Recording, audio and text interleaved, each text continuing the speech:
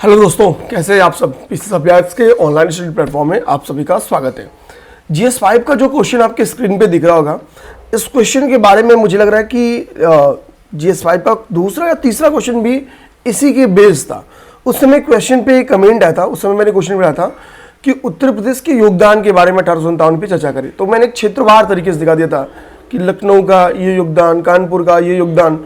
अच्छा देखो, same question आया था, उस पर कमेंट आता सर अगर पर्सनालिटी बेस्ड क्वेश्चन आ जाए कि भैया योद्धाओं के योगदान पे चर्चा करिए, तो मैंने बताया भी कि सर सेम आंसर लिखना है, लेकिन कुछ लोग को ये था कि नहीं सर इसको लिख के दिखा दीजिए। ठीक है, 2023 में एक्चुअली ये क्वेश्चन आया हुआ था, इसी के लिए इस बात की डिमांड थी कि 1857 के स्वतंत्रता समर में उत्तर प्रदेश के योद्धाओं यानी जो वॉरियर्स हैं उनके बारे में चर्चा करना था, उन पर प्रकाश डालना था, कुछ भी नहीं करना था। पहले मैंने आपको देखो ये क्लास जो है 5 से 10 मिनट, 5 मिनट नहीं 8 to 10 मिनट में खत्म होगा, क्योंकि मैं थोड़ा सा आपका 1857 पे और क्या क्वेश्चन बन सकती है वो बता दूंगा।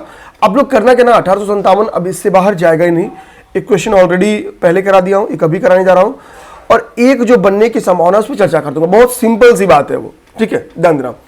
पहले आपको दिखेगा कि ये मैपिंग मैंने पहले भी कराई थी क्षेत्रवार तरीके से। अब इस बार कभी भी क्या ना कि क्वेश्चन को नीड की समझनी होती है। देखो क्वेश्चन क्या कह रहा है कि भैया योद्धाओं के योगदान पे प्रकाश डालिए, यानी ये चाह रहा है कि इस बार एरिया आप ना हेडिंग डाल के बेटर रहता कि आप पर्सनालिटीज को हेडिंग डाल देते हैं। बेगम हजरत महल, ठीक है, झांसी की रानी, लक्ष्मीबाई, इनको इन पर्सनालिटीज की हेडिंग डाल देते हैं। अब देखो होता क्या कि जब आप पर्सनालिटीज का नाम डालना तो इनके बारे में कुछ इंपॉर्टेंट चीजें 1857 से जुड़ी हुई पता हो तो कोशिश करना कि उसको अपने आंसर में मेंशन करना। ये आप प्री में पा जाओगे, ये भी आप घटना चक्र पढ़ते हो प्री में तो भी आप पा जाते हो। अब देखना इंट्रो क्या लिखा है, तो इंट्रो भैया बहुत सिंपल से आपको बताऊं कि 10 मई 1857 को ये विद्रोह स्टार्ट होगा। आप बोलोगे सर स्टार्ट तो मार्च में ही हो गया था, तो बिल्कुल सही बात है, मार्च में ही स्टार्ट हो गया था, लेकिन उसके पीछे का रीजन अलग था। वो एक इंस्टेंट हम लोग कह सकते हैं कि विद्रोह था, एक असंतुष्टि और विद्रोह। जो प्लानिंग था कहा जाता है वो मई का प्लानिंग था, 10 मई का। 10 मई 1857 को होता भी है। कहां से ये विद्रोह? मेरठ से स्टार्ट होता है, मेरठ से स्टार्ट होता है, और मेरठ के 3री कैवलरी रेजिमेंट के सैनिकों के द्वारा यह विद्रोह किया जाता है। क्यों? कि भाई हम लोग रॉयल इनफील्ड की चर्बी वाली कारतूस का यूज नहीं करेंगे। उसमें रॉयल इनफील्ड नामक एक बंदूक आई थी जिसमें चर्बी वाले कारतूस का उपयोग किया जाता था। ये कहा जाता है, कुछ लोग कहते हैं कि ये एक अफवाह था, कुछ लोग कहते हैं ये सच्चाई थी, क्योंकि उसमें गाय और सुअर दोनों की चर्बी थी, तो हिंदू और मुसलमान दोनों के धर्म तुलना मतलब संकट में थे, दोनों के लिए ये अच्छी बात नहीं थी। तो इसके लिए दोनों ने क्या किया, मिलकर लड़ाई लड़ दिया। अब सोचना, यहीं से हिंदू और मुस्लिम जो पहली बार लड़के लड़ाई लड़ेंगे और 1857 में अंग्रेज हिल जाते हैं।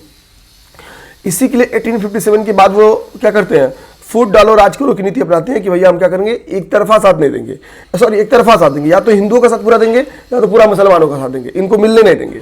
बंगाल का विभाजन में मुसलमानों का साथ आप देखोगे, ये यही रीजन था, ठीक है। और 1857 से लेकर बंगाल विभाजन के बीच में उन्होंने हिंदुओं का साथ दिया। ये इनकी फूट डालो राज करो की नीति थी, ध्यान देना है। तो कभी भी अगर आ जाओ कि 1857 की क्रांति का परिणाम क्या निकला, तो अंग्रेजों का फूट डालो राज करो की नीति शुरू की गई। ये 1857 की क्रांति का परिणाम था, क्योंकि उनको सबक मिल चुका था। ठीक, तो इंट्रो में आप चाहो तो अच्छा, जो हमने जब लड़ाइयां लड़नी 1857 की स्टार्ट की, तो हमने उसका एक प्रतीक चिन्ह, एक उसका सिंबल बनाया। सिंबल क्या था? कमल और रोटी, कमल और रोटी। इन चीजों से आप इंट्रो तैयार करना, इनको मिक्स करा के आप इंट्रो। आप चाहो तो इंट्रो में हमको पता है कि 1857 के रिवॉल्ट को किसने भारत का प्रथम स्वतंत्रता संग्राम कहा, उस पर्सनालिटी का नाम कमेंट कर दो। आप चाहो तो वही स्टेटमेंट उस पर्सनालिटी का आप इंट्रो में शामिल कर सकते हो कि जो, ठीक है, 10 मई 1857 को मेरठ से ये इस विद्रोह का प्रारंभ होता है 3री कैवलरी रेजिमेंट की तरह, ठीक है। XYZ जिस पर्सनालिटी का नाम मैं आपसे कमेंट में आंसर पूछ रहा हूं, XYZ पर्सनालिटी ने इस रिवॉल्ट को, इस विद्रोह को भारत का प्रथम स्वतंत्रता संग्राम का है। बहुत बड़े में क्वेश्चन आएगा, जैसे ये क्वेश्चन 200 शब्द में आया था, तो यहाँ पे इंट्रो में आप शामिल कर सकते हो कि इस विद्रोह का प्रतीक चिन्ह कमल और रोटी था। क्लियर बात? अब आपको देखना, मैंने पर्सनालिटीज का नाम वैसे तो लिख दिया है, 5-7 पर्सनालिटीज का नाम, नाना साहब, तात्या टोपे, बेगम हजरत महल, बिजलिस कादिर, रानी लक्ष्मीबाई, खान बहादुर, ठीक है, कहाँ मौलवी लियाकत अली, ठीक है, मौलवी अहमदुल्ला खां, इन सभी पर्सनालिटीज का नाम तो मैंने लिख दिया। अब देखो क्या करना आपको, ये दोनों लोग का संबंध कहां से है, तो हमको पता है कानपुर से है। हालांकि तात्या टोपे का संबंध केवल कानपुर से नहीं, इसके बाहर भी कई क्षेत्रों से है, ठीक है। अब देखो बेगम हजरत महल और बिजरिस कादिर, इनका संबंध कहां से है? लखनऊ से,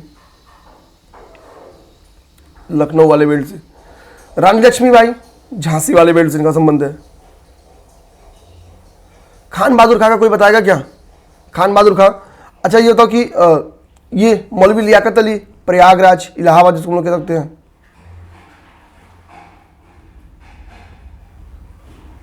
प्रयागराज, ये फैजाबाद, फैजाबाद। खान बहादुर खां रुहेलखंड वाले बेल्ट से थे, बरेली से, झुमका गिरा रहे बरेली के बाजार में, बरेली से थे। लोकेशन हमने दिखा दिया। अब जब आप यहां पे लोकेशन दिखाओगे, ये मैप में लोकेशन दिखाओ, तो यहां पे क्या करना, ब्रैकेट में लिख देना, यहां पे क्या लिख देना, नाना साहेब, नाना साहेब। झांसी में लक्ष्मीबाई। यहां पे पर्सनालिटीज का मेरे कहने का मतलब ना कि आप मैप में क्या वैल्यूएशन करना, सामने यहां पे पर्सनालिटीज का नाम लिख देना आप लोग। अब देखो जब आप लिखने आओगे तो क्या लिखोगे, ठीक है। देखो जब हम लोग कंट्रीब्यूशन पे जाएंगे नाना साहब का, तो हमको तो कहेंगे कि नाना साहब और तात्या टोपे ने, इन्होंने मिलके एक जो संयुक्त फौज तैयार करते हैं, उससे क्या होगा कि जो ब्रिटिश ईस्ट इंडिया कंपनी थी, ब्रिटिश ईस्ट इंडिया कंपनी के लोगों को अब देखो ये पराजित करके लोग क्या करते हैं, कानपुर पे पूर्णतः कंट्रोल कर लेंगे। और यहां पे एक खैर निगेटिव घटना भी घट जाती है, लेकिन उसको हम लोग कभी आंसर में मत लिखना। जैसे अब ये हमारी अच्छी बात है, मतलब देखो हो सकता हो कि ये अंग्रेजों के द्वारा की गई होती तो वो अपनी उपलब्धि में गिनाते, जैसे वो उन्होंने जलियांवाले बाग कांड को उन्होंने उपलब्धि में गिनाया हुआ है। लेकिन हम देखो हम लोग कितने अच्छे विचार के लोग थे कि कानपुर में कुछ ब्रिटिश मतलब बच्चों की और स्त्रियों की हत्या हो जाती है, उसको हम लोग 1857 की क्रांति में नेगेटिव पॉइंट के तौर पर स्वीकार करते हैं। वो नहीं स्वीकार करते, लेकिन हम करते हैं, हमारी अच्छाई थी, ठीक है। तो उस पॉइंट को तो खैर मैं नहीं कहूंगा लिखने के लिए, लेकिन यहाँ पे एक चीज समझना होगा, यहाँ पे आप लिख सकते हो कि कानपुर पे में जो ब्रिटिश इंडिया कंपनी थी उसको पूर्णतः पराजित करके पूरे कानपुर पे इन्होंने कंट्रोल स्थापित किया। बाद में टाटा टोपे क्या करेंगे, कानपुर के बाहर निकलेंगे, फॉर एग्जांपल ग्वालियर निकल जाते हैं, ठीक है। ग्वालियर में ये अंग्रेजों से मुकाबला करते हैं, हालांकि ग्वालियर में ये लड़ाई हार जाते हैं, ठीक है। टाटा टोपे एक ऐसे पर्सनालिटीज है, पूरी की पूरी 1857 के ड्यूरेशन में आते होंगे, इन्होंने छापा मार युद्ध, जिसको हम लोग गोरिल्ला युद्ध का नाम लिखते हैं, गोरिल्ला युद्ध, ठीक है। इन्होंने गोरिल्ला युद्ध का सहारा लिया अंग्रेजों से, और अंग्रेजों को खूब जो मानवीय क्षति है वो पहुंचाते हैं, ठीक है। तो गोरिल्ला युद्ध का सहारा लिया गया,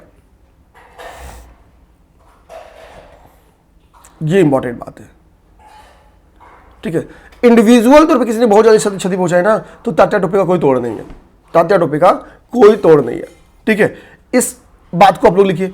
बेगम हजरत और बिजलिस कादिर, हमको पता ये अवध का क्षेत्र था, और अवध हमको पता है कि भैया किस नीति के तहत अवध का विलय कराया गया था, एडमिनिस्ट्रेटिव रीजन दिखा के। अब बताना, अब जो एक अच्छा शासक, उन शासक का नाम क्या था, अवध के शासक ना। अब एक अच्छे शासक को अगर हम लोग क्या करेंगे कि बैड एडमिनिस्ट्रेटिव दिखा के शामिल कर लेंगे, कहां पे, अपने प्रशासन में या ब्रिटिश अंपायर में, तो पब्लिक में रोष था। ये डाटा भी निकलता है कि सर्वाधिक जो आर्मी लड़ रही थी, मतलब सर्वाधिक जो विद्रोहियों की संख्या जो ज्यादा थी किसी बेल्ट में, वो अवध बेल्ट में सबसे ज्यादा विद्रोहियों की संख्या थी, अवध बेल्ट में, ठीक है।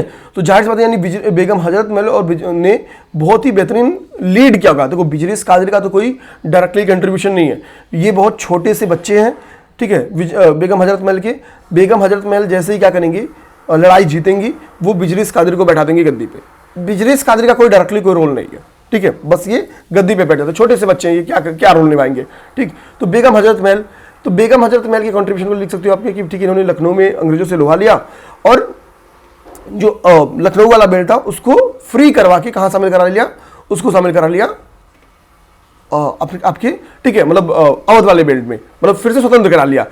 अवध में सर्वाधिक विद्रोहियों की संख्या होने का भी कारण था बेगम हजरत महल का बेहतरीन लीड करना, ठीक है। ये पीटी में क्वेश्चन बन गया हुआ है कि किस क्षेत्र के विद्रोहियों की संख्या सर्वाधिक थी, तो अवध वाले बेल्ट की विद्रोहियों की संख्या सर्वाधिक थी। अगला देखना, अब देखो रानी लक्ष्मीबाई, हमको पता कि डलहौजी के विलय के सिद्धांत के खिलाफ जाके, डलहौजी के विलय की नीति के खिलाफ जाके इन्होंने क्या किया, विद्रोह किया, बेगम हजरत महल के विद्रोह का कारण पता चल गया, नाना साहब को पेंशन मिलना बंद हो गया था इसलिए विद्रोह का कारण। आप यहाँ पे कहीं नेशनलिज्म दिख रहे हो, नेशनलिज्म कहीं नहीं दिख रहे हो। तो दूसरा यही फेल होना, इस विद्रोह के फेल होने का दूसरा कारण समझना, राष्ट्रवाद का अभाव। नाना साहब क्यों आ रहे हैं? नाना साहब आ रहे हैं कि भैया हमको पेंशन नहीं मिल रहा है। बेगम हजरत महल क्यों आ रही है? अवध का गलत विलय करा लिया गया। रानी लक्ष्मीबाई क्यों आ रही हैं? डलहौजी की नीति का विरोध करने के लिए। तो दिमाग रखना, तो झांसी वाले बेल्ट से इनका संबंध था, झांसी वाले बेल्ट से इनका संबंध था, ठीक है। ये पूरी बात अब यहाँ पे मेंशन करोगे। अच्छा देखो, इसमें एक ऐसी इंपॉर्टेंट पर्सनालिटी है जिसके बारे में मैं कहूंगा ना ऊपर लिखना, आप लोग कभी नीचे मत लिखना। सबसे ज्यादा जो दिक्कत खड़ा किया था इन लोगों ने, वो मौलवी अहमदुल्लाह खान ने किया था।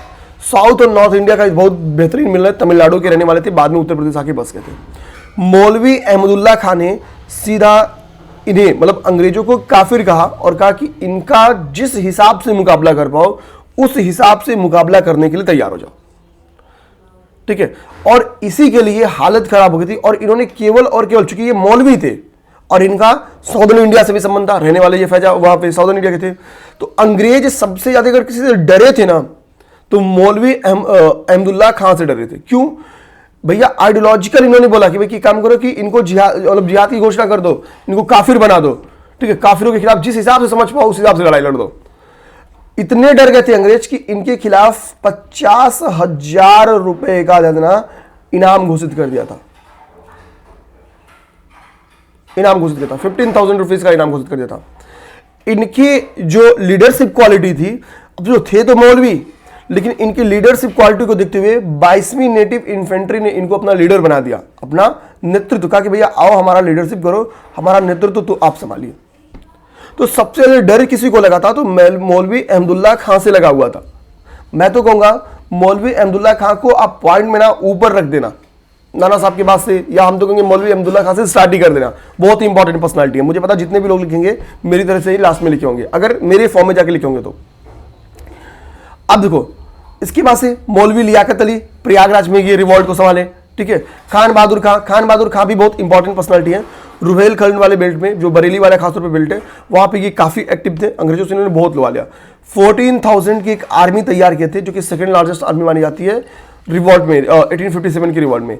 40,000 लोग की एक सेना तैयार करते हैं और अंग्रेजों से लोहा लेते हैं। कौन? खान बहादुर खां। ये इंपॉर्टेंट बात है। अब देखो ये काफी इंपॉर्टेंट बात है। अब यहां पे देखना, कानपुर को अंग्रेजों में मतलब अंग्रेजी बेल्ट में दोबारा किसने शामिल कराया? तो कैंपबेल ने। लखनऊ को किसने कराया? तो कैंपबेल ने, ठीक है, जनरल कैंपबेल ने, ठीक। और इसके बाद हमको लगता है बरेली को भी कैंपबेल नहीं कराया था, बरेली को भी कैंपबेल नहीं कराया था, इन तीन को कैंपबेल नहीं कराया। प्रयागराज को जनरल नील ने क्या किया? जनरल नील ने शामिल कर लिया, कहां पे? फिर से इंग्लिश के बेल्ट में। रानी लक्ष्मीबाई लास्ट जो लड़ाई लड़ी थी वो ह्यूरोज के अगेंस्ट लड़ी थी, ह्यूरोज से वो लड़ाई हार गई थी, ठीक है। ह्यूरोज ने कहा था कि यहां, ठीक है, यहां एक ऐसी स्त्री सोई है जो बाकी सभी विद्रोहियों में एकमात्र मर्द है, ठीक है। इस टाइप का स्टेटमेंट ह्यूरोज ने ही रानी लक्ष्मीबाई को लेकर दिया था, ठीक। अब ये तो ये स्टेटमेंट चाहो तो आप, ठीक है, लास्ट पॉइंट लिख सकते हो कि इनसे लोहा लेते हुए, ठीक है, ये वगैरह वगैरह। तात्या टोपे को आप बताओ कब फांसी दी गई थी? मान लो प्री में क्वेश्चन आ जाए कि तात्या टोपे को फांसी कब दी गई थी, तो प्री का क्वेश्चन आंसर्स कमेंट कर दो। ये देखो एकदम फैक्चुअल इन्फॉर्मेशन था, फैक्चुअल इन्फॉर्मेशन बेस्ड क्वेश्चन था, ऑलरेडी मैं कराया हुआ हूं। मुझे पता था कि आप ये क्वेश्चन क्यों पूछा गया, पहले मैं बेल्ट वाइज बता दिया था, 3-4 एग्जांपल देके, बट उसके बाद से ये हुआ कि यार कि नहीं योद्धाओं बेस्ड क्वेश्चन आया हुआ है तो सर आप बता दीजिए। तो ये इन्फॉर्मेशन, जैसे मेरे कहने की खान बहादुर खां को लिखना, तो इसमें 14,000 की आर्मी उन्होंने तैयार की थी, ये जरूर लिखना, ये प्री में मिल जाता आपको। 22वीं नेटिव इन्फेंट्री के बारे में जरूर लिखो, मौलवी अहमदुल्लाह खां के बारे में। जनरल नील ने यहाँ पे कैप्चर कर लिया था, गोरिल्ला युद्ध का सहारा लेता था टोपे ने। इन बातों को आप मेंशन करोगे तो अगले से बस आंसर थोड़ा बेहतर बन जाता, ठीक है। लिखेंगे सब वही जो आप लिख रहे हो, बस अंदर का थोड़ा सा बेहतर बन जाता, ओके। तो ये बातें आप इंक्लूड कर सकते हो। अब देखो यहाँ पे मेरा मानना है क्या क्या क्वेश्चन 1857 के बारे में और आगामी बना सकता है। एक तो कारण के बारे में क्वेश्चन पूछ सकता है। देखो कारण के बारे में क्वेश्चन लगा तो कारण भी आपको बहुत डायनेमिक जाके लिखना होगा, क्योंकि देखो सभी वर्ग के लोगों ने इसमें पार्टिसिपेट किया, किसान, मजदूर, जमींदार, ठीक है, हो या राजा हो, जो भी लोग हो सबने पार्टिसिपेट किया इसमें। तो यानी सभी के साथ कुछ तो गलत हुआ है। तो सबसे बड़ी इसमें दिक्कत क्या थी, जो ब्रिटिश अंपायर था या ईस्ट इंडिया कंपनी की जो पॉलिसी थी वो सबसे बड़ी जिम्मेदार थी। ठीक है, रिलीजन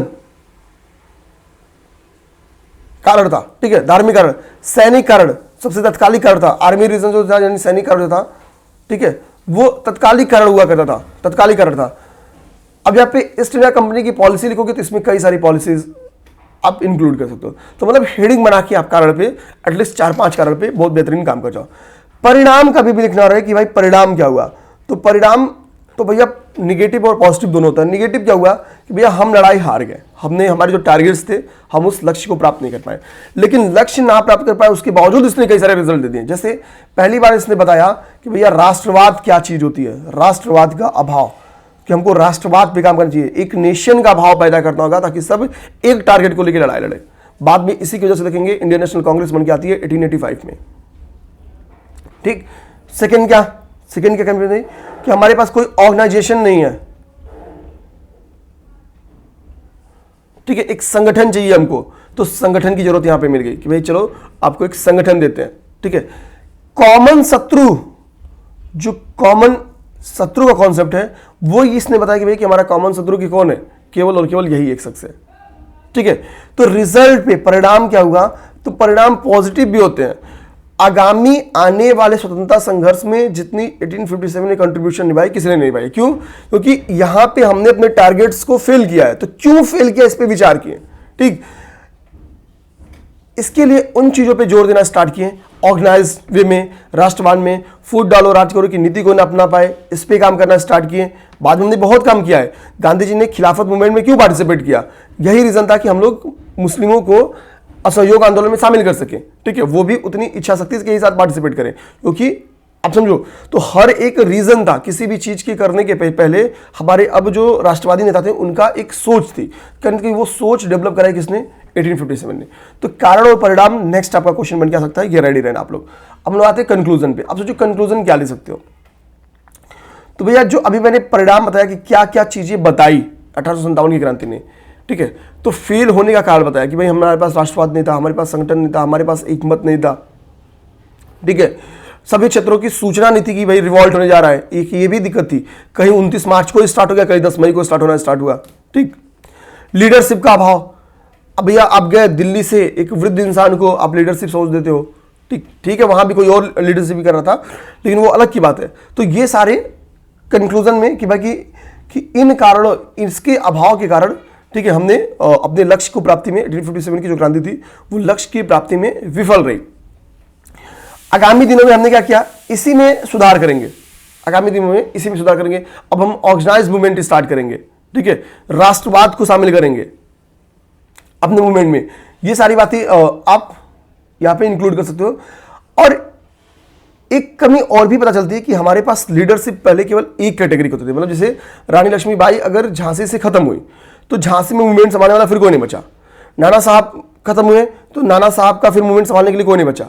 यानी हमारे पास केवल एक लेयर होती थी। लखनऊ में बताया आपको कि लगभग 3 अंग्रेज अधिकारियों की मृत्यु हो गई। बाद में वहां पे कैंपबेल आके संभाल लेता। यानी इनके पास क्या थी, एक हायरार्की थी अधिकारियों की कि भाई चलो पहला खत्म हुआ तो दूसरा तैयार हो जाएगा, दूसरा खत्म हुआ तो तीसरा तैयार हो जाएगा। ठीक, इनके पास ये हायरार्की थी। इस कमी को भी हम लोग महसूस करते थे। अब हमारे पास लीडरशिप की हायरार्कीज आएंगी, ये बड़े लीडर, फिर ये लीडर भैया उठाओ। ठीक, तो ये भी जो एक कमी थी बेसिकली 1857 की कंक्लूजन में मैं तो ये कहूंगा लिखना कि इन कमियों के कारण हम अपने लक्ष्य को प्राप्ति में असफल रहे। बाद के दिनों में हमने इसमें सुधार किया। ठीक है, और राष्ट्रीय आंदोलन को बढ़ावा दिया, जो नेशनल मूवमेंट था उसको हमने बढ़ावा दिया। ठीक है, जिसका कंक्लूजन रिजल्ट आप 1947 में देख सकते हो। तो ये चीजें मानना सेम क्वेश्चन था, बस कुछ लोगों का डर था कि सर आपने एरिया बेस दिखाया था, ये क्वेश्चन वो था। तो बहुत ही सिंपल क्वेश्चन था। मुझे लगा यार ठीक है करा ही देते हैं। 2023 में ऐसे क्वेश्चन अब देखो पढ़े आप जो हो ना वही क्वेश्चन आया, बस थोड़ा सा घुमा के क्वेश्चन आया था, कुछ भी उस क्वेश्चन में एक्चुअली नहीं था। मैं बताऊं, मैंने कई सारी बुक्स देखी जिन्होंने PYQs लिखा, उन्होंने एरिया बेस्ड इस क्वेश्चन को भी एरिया बेस्ड ही बचाया है, जिस तरह से हमने पहले वाला क्वेश्चन किया था। ठीक है, जय हिंद।